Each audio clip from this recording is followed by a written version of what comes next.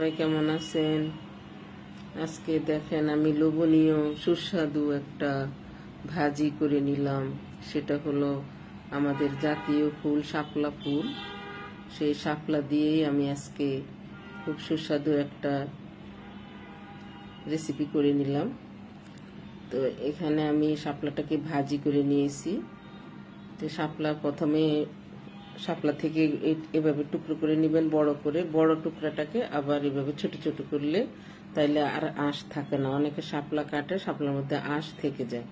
তো এভাবে ছোট ছোট করে আবার কাটলে অনেকগুলো আঁশ বের হবে ওর মধ্যে থেকে।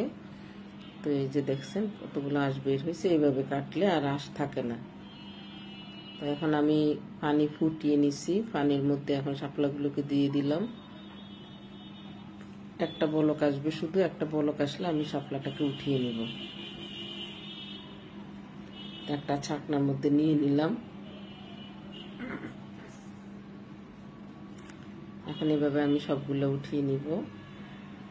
তারপরে একটু ঠান্ডা পানি দিয়ে এটাকে সবগুলো উঠিয়ে নিলাম। ঠান্ডা পানি দিয়ে দিব যেন গরম ভাবটা চলে যায়। তারপরে এখন আমি একটা কড়াই বসিয়ে দিলাম, এর মধ্যে পরিমাণ মতো সরিষার তেল দিয়ে দিছি। আপনারা সয়াবিন তেল দিয়েও করতে পারবেন। তো কিছু শুকনো মরিচ দিয়ে দিলাম। শুকনো মরিচ দিলে এটার গ্রানটা অনেক সুন্দর হয়, খেতেও অনেক ভালো হয়।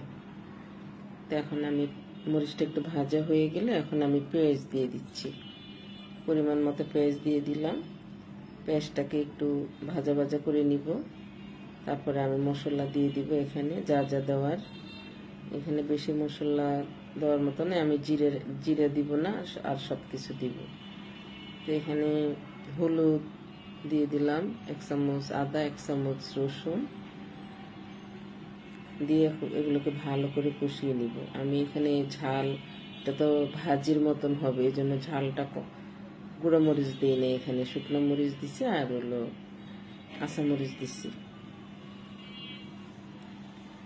এটাকে ভালো করে কষিয়ে এখন আমি এখানে চিংড়ি মাছ দিয়ে দিব।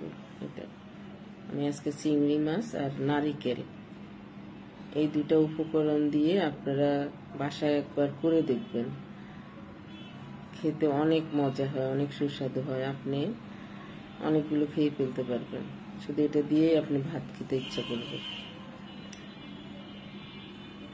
এখন আমি নারকেলটা দিয়ে দিলাম, আর নারকেলটা পিষে দিতে হবে পাটায় অথবা ব্লেন্ডারে, যেভাবে হোক আপনি এটাকে ভালো করে মিহি করে দিতে হবে। তারপরে এখানে আমি পানি দিয়ে ভালো করে কষিয়ে নিলাম। মশলাটাকে একদম ভালো করে কষিয়ে নিতে হবে।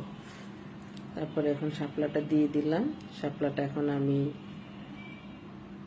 প্রায় 10 মিনিটের মতন ঢাকনা দিয়ে উল্টে পাল্টে রান্না করে নিব।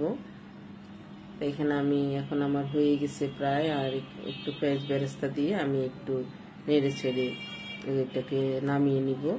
তা আপনারা কে কীভাবে রান্না করেন আজকে আমার মতন করে রান্না করে দেখবেন, খেতে অনেক অনেক সুস্বাদু হয়। সবাই ভালো থাকবেন। আসসালামু আলাইকুম।